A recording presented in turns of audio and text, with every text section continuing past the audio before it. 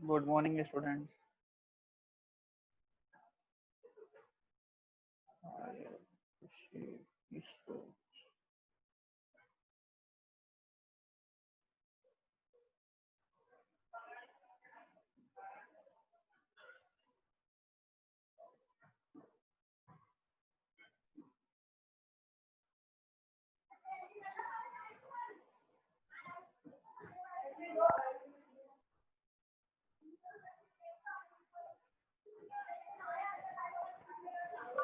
Good morning, sir. Good morning.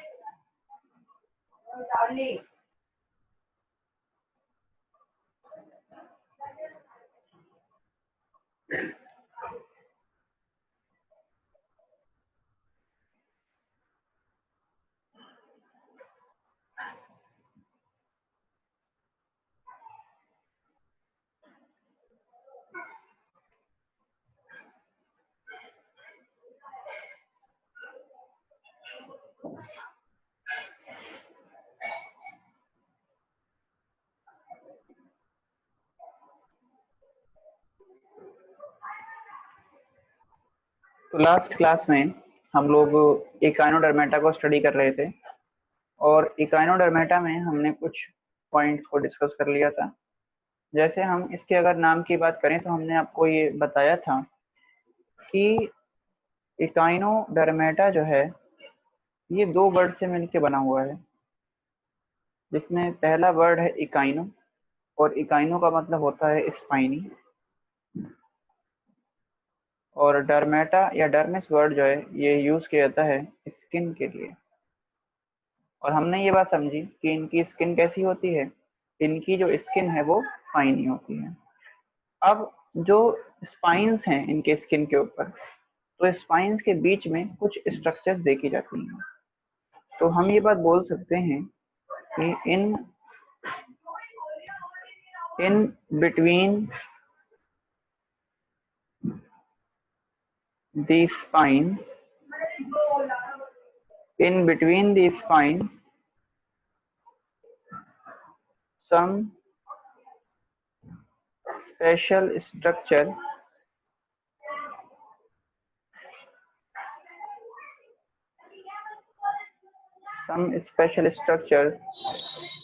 are present।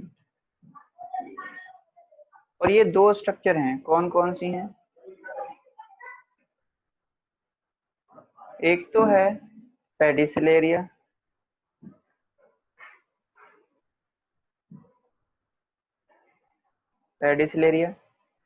और दूसरा है फिंगर लाइक स्ट्रक्चर जिसे बोलते हैं हम लोग ब्रांचिया। ठीक है, पेडिसिलेरिया है और ब्रांचिया है।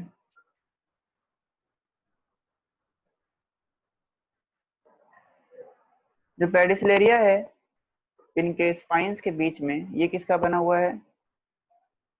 ये बना होता है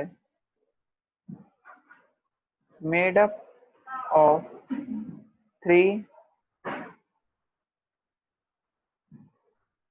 कैलकेरियस प्लेट। कैलकेरियस प्लेट का मतलब ये किसकी बनी है? कैल्शियम कार्बोनेट की 3 प्लेट से बना हुआ है पेडिसिलेरिया।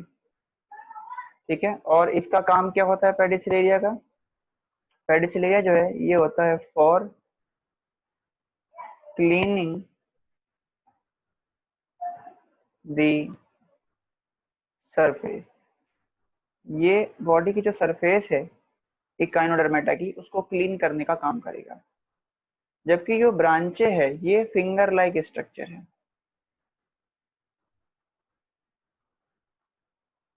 फिंगर लाइक स्ट्रक्चर या इसको प्रोसेस बोल सकते हैं। और ये इसका काम क्या होता है, इसका फंक्शन आपको समझ में आना चाहिए। ये होता है फॉर रेस्पिरेशन के लिए। ठीक है, डर्मेटा में रेस्पिरेशन में हेल्प करता है ये। ठीक है, अब देखिए इकाइनोडर्मेटा की अगर हम बात करेंगे तो इसके अंदर ना वाटर वेस्कुलर सिस्टम देखा जाता है, जिसे हम एम्बुलेक्रल सिस्टम भी बोलते हैं।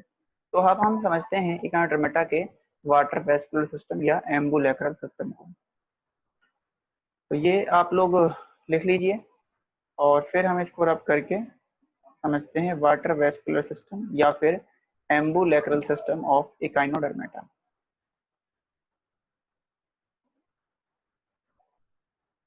तो अब हमारे पास आता है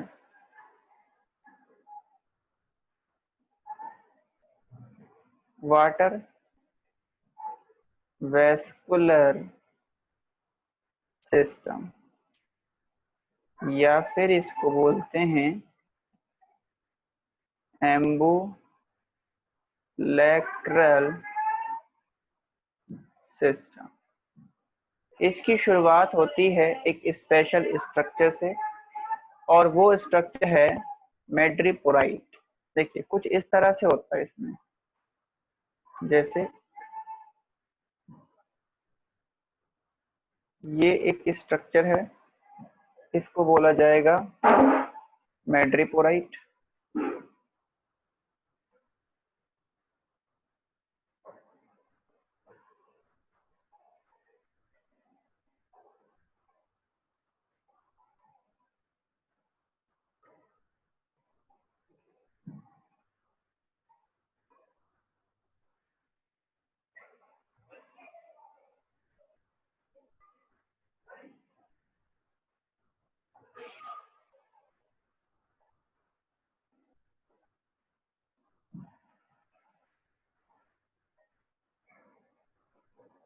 ये है मैट्रिपोराइट।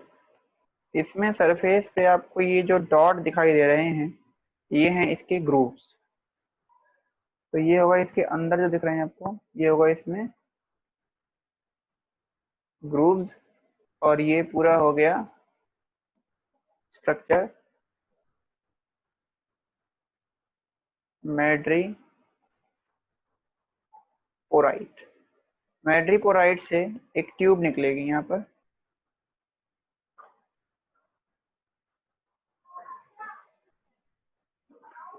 और इस ट्यूब को, ये जो कैनाल है इसको बोलते हैं स्टोन कैनाल या फिर मैड्रिपोराइट कैनाल। तो ये कहलाएगा आपका स्टोन कैनाल या फिर मैड्रिपोराइट कैनाल। ये जो मैड्रिपोराइट कैनाल है ये जाके ओपन करता है एक रिंग कैनाल के अंदर।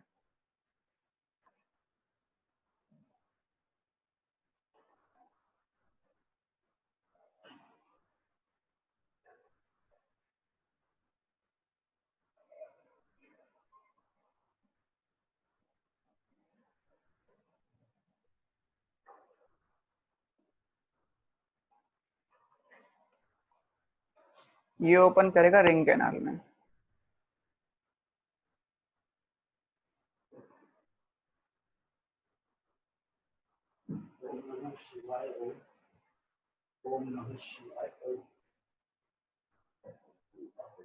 ये जो आपको सर्कुलर फॉर्म में इसके चारों तरफ जो ये रेड कलर की कैनाल दिखाई दे रही है ये है रिंग कैनाल, जिसके अंदर ये स्टोन कैनाल ओपन करेगी।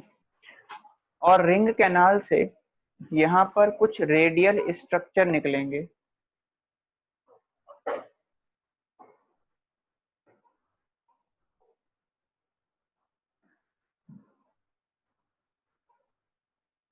जो एक पर्टिकुलर एंगल पर रहेंगे इस तरीके से।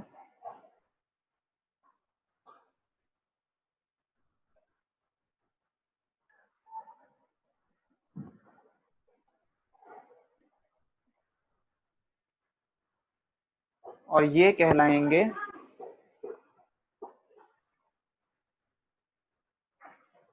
Radial canal. और रेडियन कैनाल के साइड से जो इसके साइड में कुछ स्ट्रक्चर अटैच रहेंगे इस तरीके से।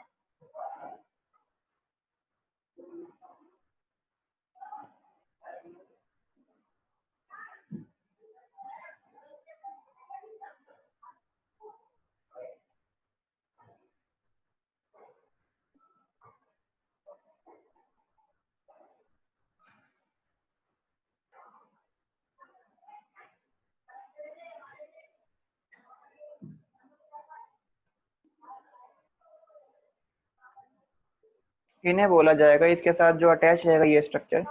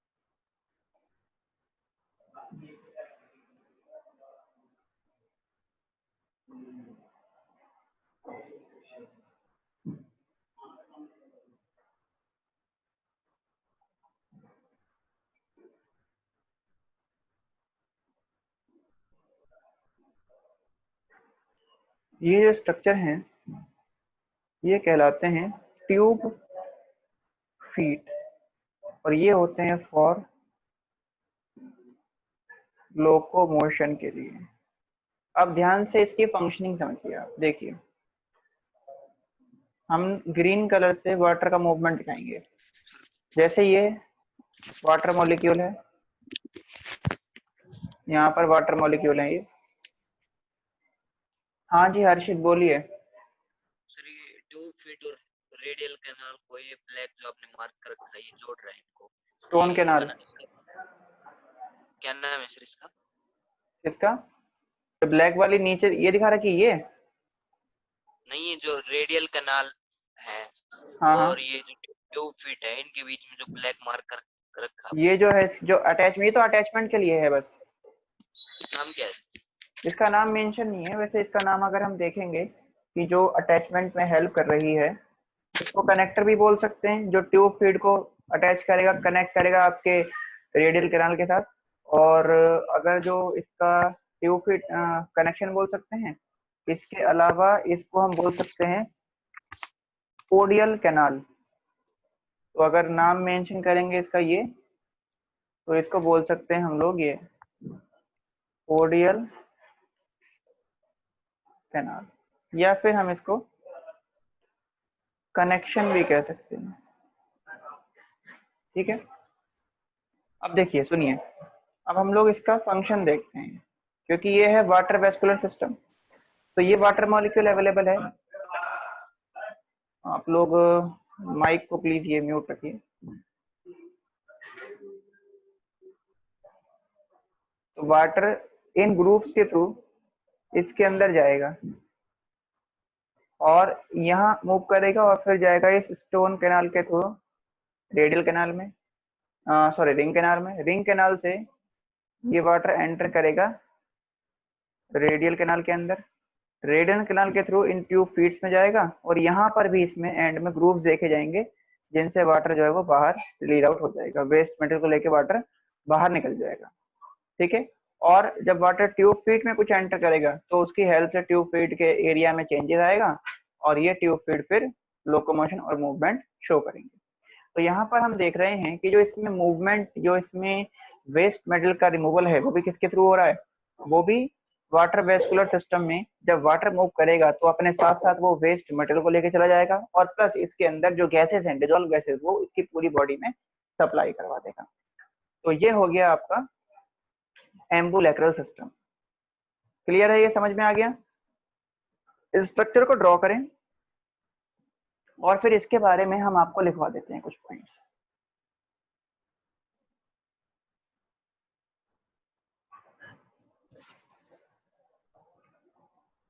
इकाइनोडर्मेटा में सबसे इम्पोर्टेंट यही है, वाटर वेस्कुलर सिस्टम या फिर एम्बुलेक्रल सिस्टम। चलिए, तो आपने बना लिया है ये, और इसके बारे में लिखिए। सर जी बोलिए। आप करवा रहे हैं, इससे पहले भी आपने टॉपिक करवाया है? हाँ, इससे पहले मतलब अभी आज की क्लास में नहीं, कल की क्लास में जो करवाया था। तो मतलब सर अभी तो यही टॉपिक करवाया है मैंने। सर ठीक है, थैंक यू। ओके जी। और इससे पहले बस ये लिखवाया था कि इसके अंदर जो इकाइनोडर्मेटा होता है ना, उसके अंदर दो स्पेशल स्ट्रक्चर देखी जाती हैं उनके स्पाइन्स के बीच में। हमने कल ये बात समझी थी कि इकाइनोडर्मेटा जो है वो स्पाइनी होता है, उसकी स्किन कैसी स्पाइनी होती है, कांटेदार होती है, और उनके स्पाइन के बीच में दो स्ट्रक्चर होती हैं। एक होती है पेडिसिलेरिया। पेडिसिलेरिया जो है ये कैल्शियम कार्बोनेट या हम बोल सकते हैं 3 कैलकेरियस प्लेट की बनी हुई है। और दूसरी स्ट्रक्चर जो है वो हमने देखा था डर्मल, या हम बोल सकते हैं ब्रांचीय। और जो ब्रांचीय है वो फिंगर लाइक स्ट्रक्चर है, जो कि दो स्पाइन्स के बीच में या इसके बीच में देखा जाता है। और इसका काम क्या होता है? इसका काम होता है रेस्पिरेशन। ये बात हमने इससे पहले लिखी थी। तो ये इसके बारे में आप लिखिए। In ambulacral system,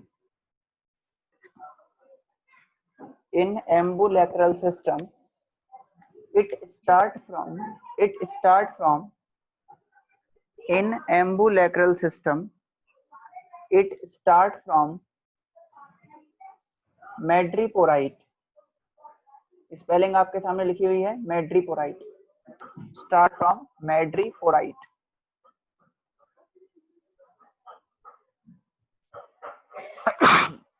sorry, madreporite which has grooves in their surface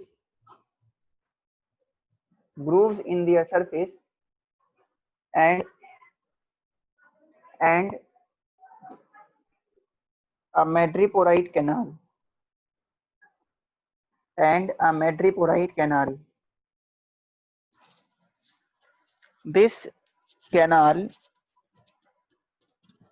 this canal also called stone canal, which is open into the this canal is also called stone canal, which is open into the ring। Sir starting से बोलना। बिल्कुल शुरू से। चलो फिर से बोलता हूँ। In ambulacral system it start from madreporite which has grooves in their surface and madreporite canal. This canal also called stone canal. This canal also called stone canal, which is open into the ring canal,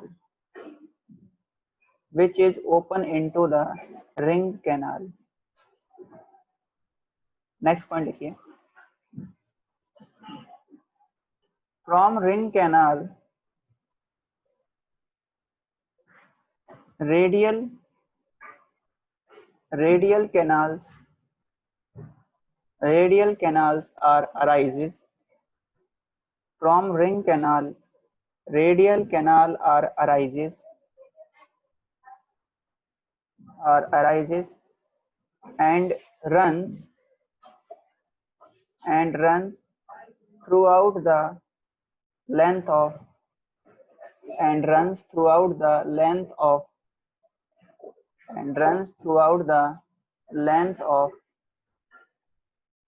arm arm in the surface. Next point लिखिए, with these radial canal, odial canals are arises. From these radial canal, odial canal are arises, which is attached with tube feet,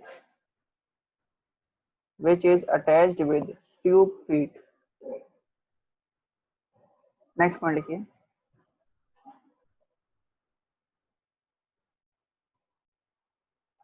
the surface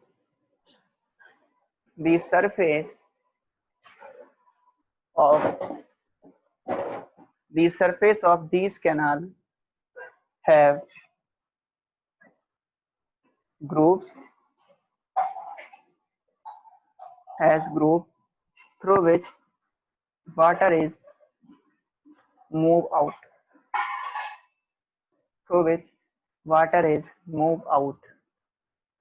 तो ये बात आपको समझ में आ गई कि water vascular system में वाटर किस तरह से मूव करेगा और इसमें क्या क्या चीजें देखी जाएंगी। एक पॉइंट और लिख लीजिए नेक्स्ट इसके बाद, the tube feet are responsible for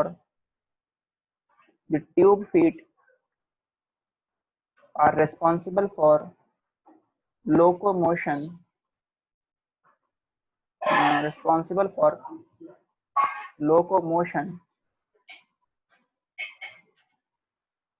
of echinodermata. Echinodermata के लोकोमोशन के लिए रिस्पॉन्सिबल होते हैं ये। तो ये बात क्लियर हो गई, ये आप सभी ने बना लिया। देखिए इससे पहले ना हमने क्या बनाया था,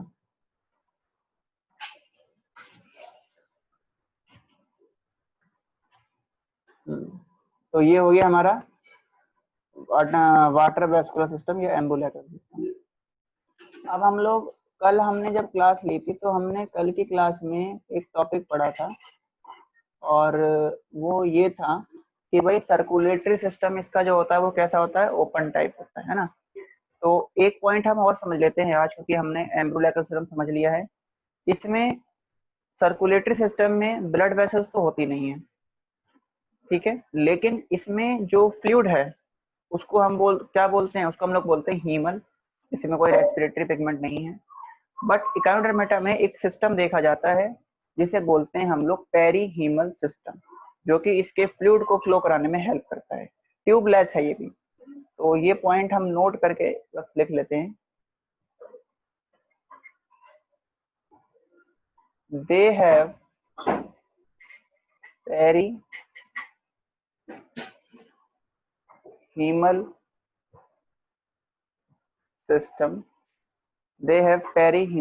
system,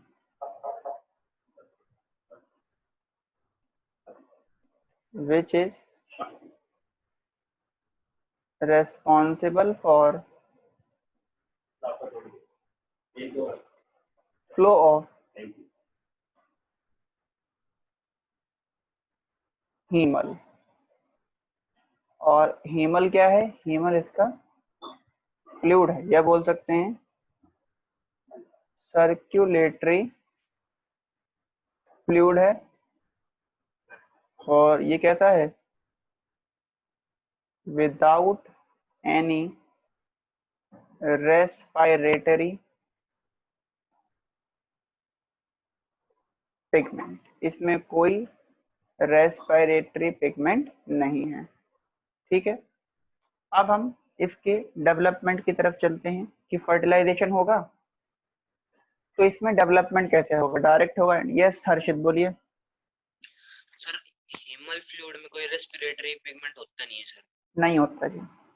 तो सर ऑक्सीजन वगैरह ट्रांसपोर्ट फिर होंगे नहीं फिर इसमें? तो होंगे, क्यों नहीं होंगे, अभी तो आपके सामने हुए ना वाटर वैस्कुलर सिस्टम से।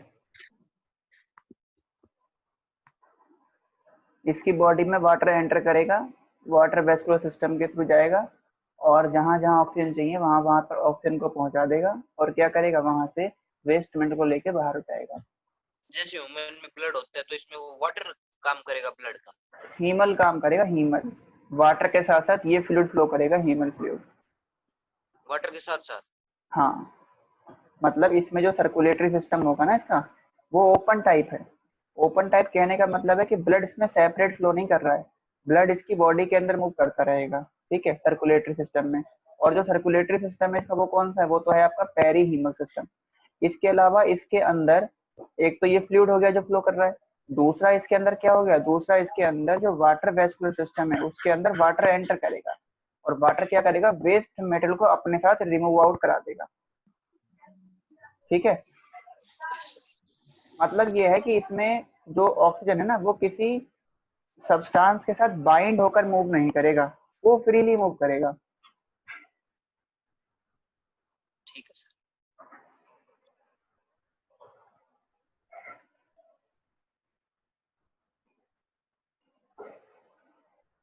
चलिए अब आगे हम समझते हैं इनके अंदर डेवलपमेंट। तो अगर जो डेवलपमेंट देखेंगे,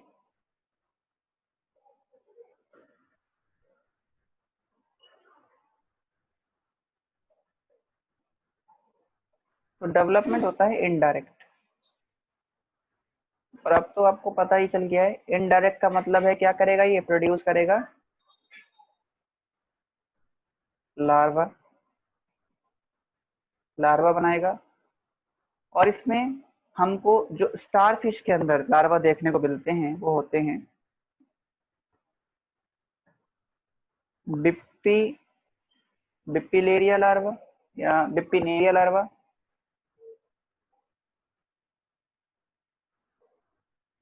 डिप्पिनेरिया larva and brachiolaria larva, bipinnaria and brachiolaria larva इन, ये किसमें मिलते हैं आपको, स्टारफिश के अंदर, ठीक है। इसके अलावा जो दूसरे लार्वा हैं, एक है डिप्ल्यूरा लार्वा, डिप्ल्यूरा लार्वा, ये बहुत इंपॉर्टेंट है डिप्ल्यूरा लार्वा। ये कहाँ देखे जाते हैं, इसको हम स्टार मार्क कर देते हैं। ये कॉमन है किस किस के अंदर, common in Echinodermata,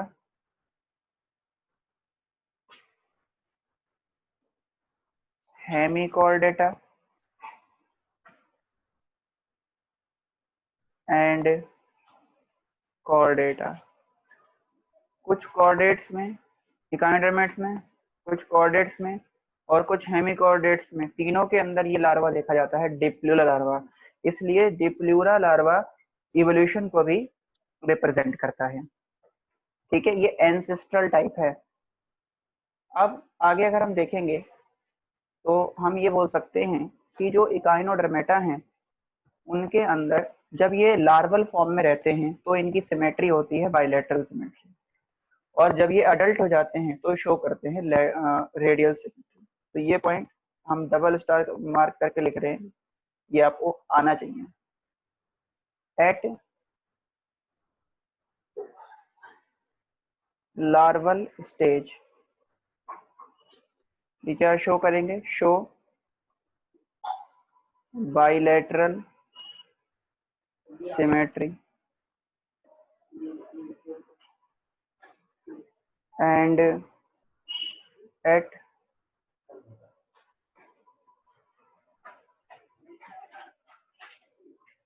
adult stage ये क्या करते हैं, show radial symmetry.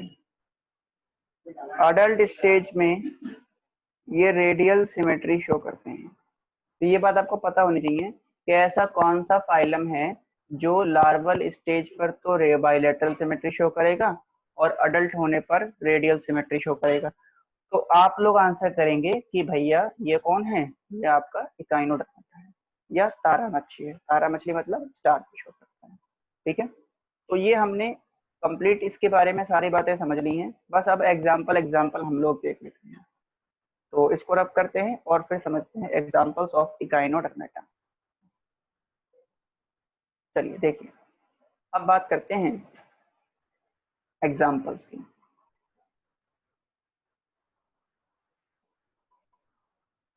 Example number 1 अगर देखें तो पहला हमारे पास में आता है स्टारफिश।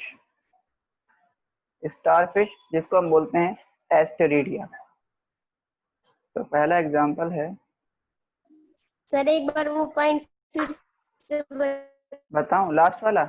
देखिए जो ये कैसे होते हैं ना, जो ये इकाइनोडर्मेटा होते हैं, ये जब अपने लार्वा स्टेज में होते हैं तो इनकी बॉडी की जो सिमेट्री है वो होती है बाइलेटरल सिमेट्री। और जैसे जैसे ये बड़े होकर एडल्ट में कन्वर्ट हो जाते हैं जब, तो इनकी जो बॉडी की सिमेट्री है वो हो जाती है रेडियल सिमेट्री। जैसे आप एक स्टार की बात करें, एक स्टार में 5 एंड देखे जाएंगे तो आप उसको किसी भी एंड से काट दो, वो बराबर भागों में डिवाइड होगा। तो एडल्ट फॉर्म में तो ये रेडियल सिमेट्री शो करेंगे और लार्वा फॉर्म में ये बाइलेटरल सिमेट्री शो करेंगे।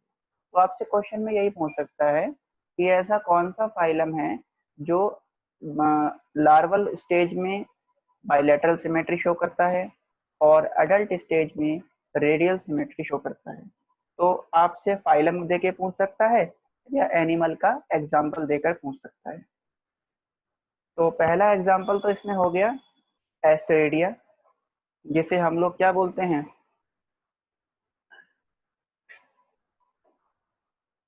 स्टारफिश। और ये स्टारफिश जो है इसकी ना 5 एंड होते हैं, इसलिए इसको स्टारफिश को हम लोग पेंटासिरल भी बोलते हैं।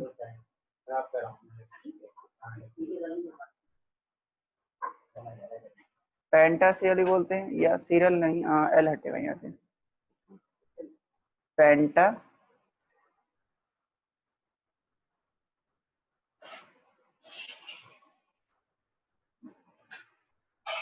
पेंटासिरल भी बोलते हैं, या इसको एस्ट्रोपेक्टेन भी बोलते हैं। ये सारे नाम आपको पता होने चाहिए।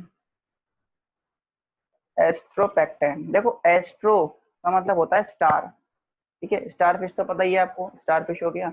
और पेंटा मतलब स्टार में कितने एंड होते हैं, इसमें 5 एंड होते हैं, तो ये पेंटासिरा हो गया। तो ये पहला हो गया आपके पास एग्जाम्पल इसका स्टार फिश। इसमें बस एक बात आप याद रखना, इट हैज 5 आर्म, इसमें 5 आर्म होते हैं।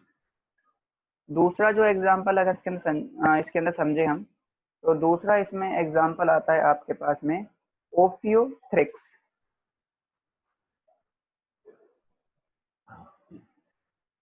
ओफियोथ्रिक्स, ओफियोथ्रिक्स जो है इसे हम ब्रिटल स्टार भी बोलते हैं।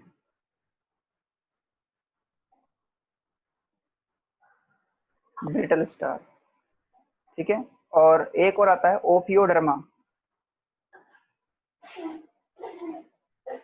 ओफियोडर्मा, इसको भी ब्रिटल स्टार बोला जाता है, ठीक है। फिर इसके बाद नेक्स्ट अगर हम देखें एग्जाम्पल, तो वो आता है आपका एंटीडॉन। एंटीडॉन, ठीक है। नेक्स्ट हो गया एंटीडॉन। एंटीडॉन में खास बात क्या है जब को याद रखनी है, वो ये है कि इसमें जो आर्म है, आर्म आर ब्रांच, इसके आर्म जो होते हैं ना उसमें ब्रांचिंग होती है, ठीक है। और इसमें जो आपको बात याद रखनी है ओफियोथेरिक्स में और ओफियोड्रमा के अंदर, वो ये है कि जो ओफियोथेरिक्स और ओफियोड्रमा है, इनमें जो स्पाइंस है यानी कि जो पेडिसिलेरिया है वो एब्सेंट होता है। तो पेडिसिलेरिया एब्सेंट होता है इसके अंदर,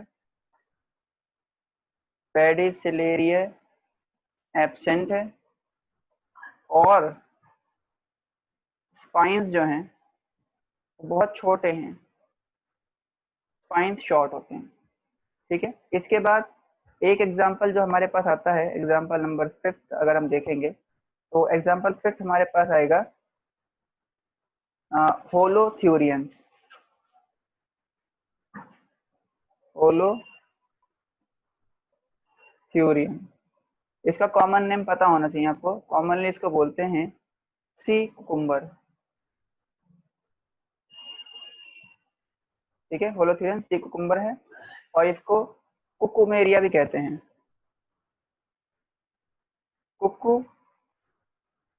कुकुमेरिया, ठीक है। इसके अलावा एक और आपके पास एग्जांपल आता है नेक्स्ट, अगर एग्जांपल देखेंगे सर जी।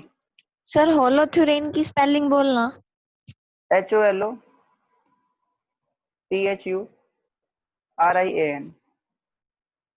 होलोथ्यूरियन AN। इसके बाद नेक्स्ट एग्जांपल अगर हम देखेंगे तो एक हमारे पास में एग्जांपल आ जाएगा सी अर्चिन, जिसको हम इकिनू बोलते हैं, इकिनू, या इसको बोला जाता है सी अर्चिन। ठीक है, तो ये हो गया आपके पास एग्जांपल्स, हमने समझ लिए सारे इकाइनोडर्मेटा के। ये चीजें आपको पता होनी चाहिए, इकाइनोडर्मेटा के इतने एग्जांपल आपको याद होने चाहिए और कॉमनली क्या बोला जाता है ये बातें आपको पता होनी चाहिए। ठीक है, बाकी एनिमल किंगडम में तो बहुत सारी चीजें हैं पढ़ने की, लेकिन जो चीजें हमें पता होनी चाहिए वो चीजें हमने यहाँ पर समझ ली। अब हम लोग इकाइनोडर्मेटा कंप्लीट करके नेक्स्ट फाइलम शुरू करते हैं, और जो नेक्स्ट फाइलम है वो है हेमिकोर्डेटा। तो इसको हम रब कर देते हैं और फिर चलते हैं हेमिकोर्डेटा की तरफ। अब देखिए नेक्स्ट जो फाइलम है वो है फाइलम हेमिकोर्डेटा। हेमिकोर्डेटा की अगर बात करें तो पहले के टाइम पर हेमिकोर्डेटा को ये माना जाता था कि ये कोर्डेटा का ही पार्ट है। ठीक है, क्योंकि इसके अंदर एक स्ट्रक्चर होता था जिसे हम लोग पहले बोलते थे स्टोमोकोर्ड, और हम ये मानते थे, साइंटिस्टों का ऐसा मानना था कि जो स्टोमोकोर्ड है ये नोटोकोर्ड का ही पार्ट है। लेकिन ये जो स्टोमोकोर्ड है ये नोटोकोर्ड से बिल्कुल अलग है।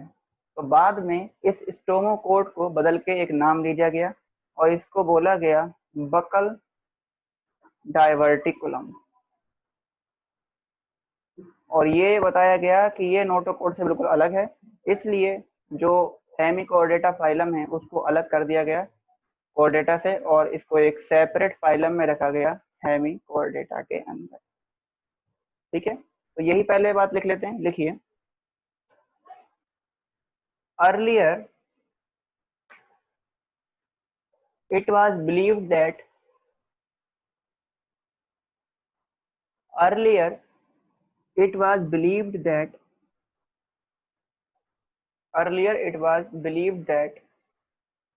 Hemichordata is the subphylum. It was believed that Hemichordata is the subphylum of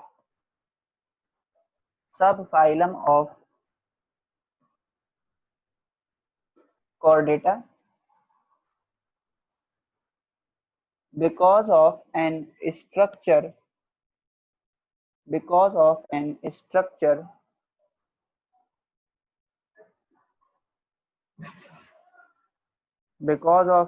structure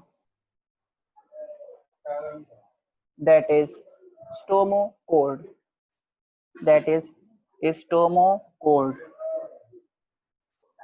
next point लिखिए, it was believed that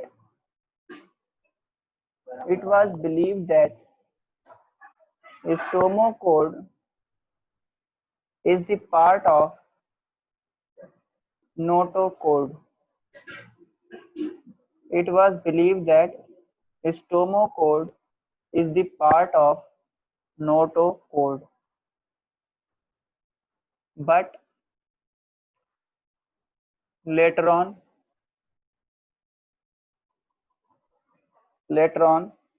sir notochord के बाद क्या बोले? but later on, बाद में, but later on। पॉइंट दोबारा बोल दो। चलिए मैं दोबारा से ही बोल देता हूँ। It was believed that stomochord is the part of notochord. It was believed that stomochord is the part of notochord, but later on it is observed that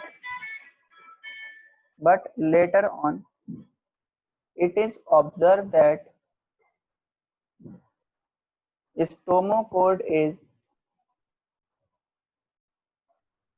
different from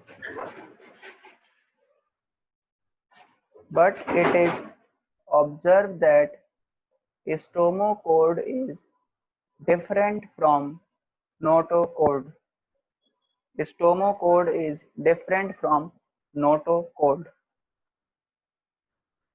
And now this stomachord is called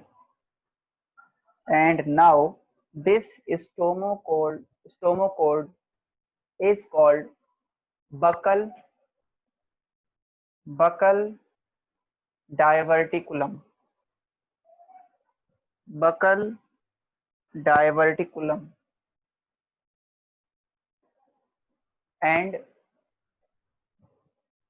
hemichordata is placed in a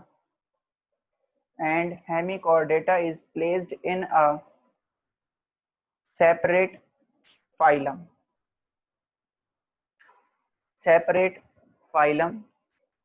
that is hemichordata. Hemichordata के members को फिर एक separate phylum में रख दिया गया जिसे बोला गया है हेमिकॉर्डेटा। ठीक है, तो ये हुआ इसकी हिस्ट्री या हिस्टोरिकल बैकग्राउंड हेमिकॉर्डेटा का। अब हेमिकॉर्डेटा के हम कुछ जनरल फीचर्स देखते हैं। जी मुस्कान बोलिए। सर एक बार ये बता दो, बिकॉज ऑफ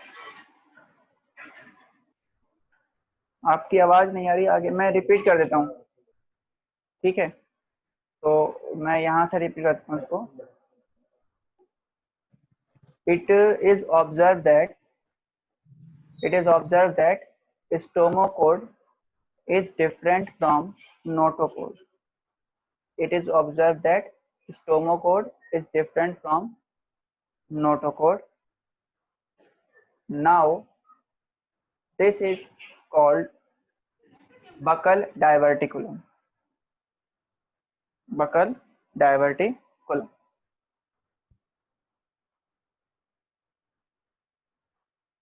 इसके आगे लिख लिया था।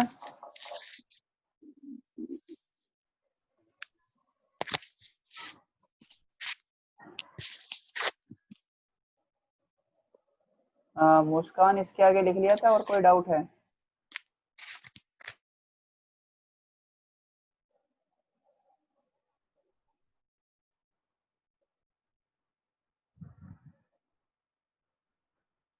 बोलिए हर्षित। स्टोमोकोड और नोटोकोड में स्ट्रक्चर डिफरेंट है। जैसे स्ट्रक्चर अगर देखेंगे इसका रॉड लाइक स्ट्रक्चर होता है, जबकि स्टोमोकोड में रॉड लाइक अपीयरेंस नहीं देखा जाता। दूसरी बात, स्टोमोकोड जो है ये नोटोकोड है, ये वर्टिकल कॉलम की फॉर्मेशन करती है और हेमिकॉर्डेटा में वर्टिकल कॉलम नहीं बनता। ठीक है, या हम बोलेंगे कि इसके अंदर जो नोटोकोड है जैसे वो स्पाइनल कॉर्ड के पास अरेंज क्या कहते हैं इसके हेड पार्ट में या फिर बैक पार्ट में और टेल पार्ट में प्रेजेंट रह सकता है, और इसके अंदर स्टोमोकोड का जो लेंथ है या बोलेंगे जो उसका ओरिजिन है या उसकी जो लोकेशन है वो उन साइड पर नहीं होती। तो ये डिफरेंस है नोटोकोड और स्टोमोकोड के अंदर। तो ये बात क्लियर हो गई आपको। अब हम कुछ जनरल फीचर्स के बारे में बात करेंगे जो कि हेमिकॉर्डेटा के जनरल फीचर हैं। तो इसमें सबसे पहली बात हमें क्या समझनी है, हम यहाँ हेडिंग दे देते हैं जनरल फीचर्स ऑफ हेमिकॉर्डेटा। सबसे पहली बात जो आपको समझनी है वो ये है कि हेमिकॉर्डेटा के जो मेंबर्स हैं, जो इसमें एनिमल्स हैं, वो होते हैं मेराइन वॉर्म लाइक एनिमल्स। जितने भी मेराइन वॉर्म हैं, जो मेराइन वॉर्म है वो सारे के सारे किस में आते हैं, मेराइन वॉर्म लाइक एनिमल सारे हेमिकोडेटा में आएंगे। तो हम ये बात लिख सकते हैं यहाँ पे कि दे कंटेन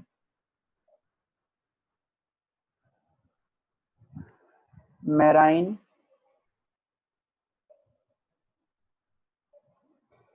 वॉर्म लाइक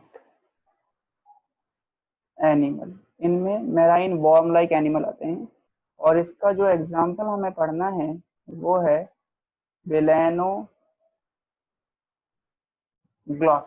ठीक है, एग्जाम्पल जो पढ़ना है वो क्या है, वो है बेलेनोग्लॉसस। तो ये बहुत इंपॉर्टेंट है बेलेनोग्लॉसस, ये आपको आना चाहिए बेलेनोग्लॉसस। तो आज हम लोग यहीं तक रखते हैं। नेक्स्ट की क्लास में जब हम कल मिलेंगे तो कल हम लोग बेलेनोग्लॉसस का सबसे पहले स्ट्रक्चर समझेंगे और फिर बाकी के पॉइंट्स कवर करेंगे इसके। तो कल हम अपना हेमिकोडेटा भी कंप्लीट कर लेंगे और कोरडेटा की शुरुआत कर देंगे। हेमिकोडेटा के बाद बस हमारे पास एक ही फाइलम रह जाएगा लास्ट, और वो रह जाएगा कोरडेटा। तो अच्छे से पढ़िए और टेस्ट की अच्छे से तैयारी करिए, और जो भी डाउट है आपके वो आप लोग क्लियर करते रहिए। चलिए, थैंक यू सो मच, कल मिलते हैं क्लास के अंदर।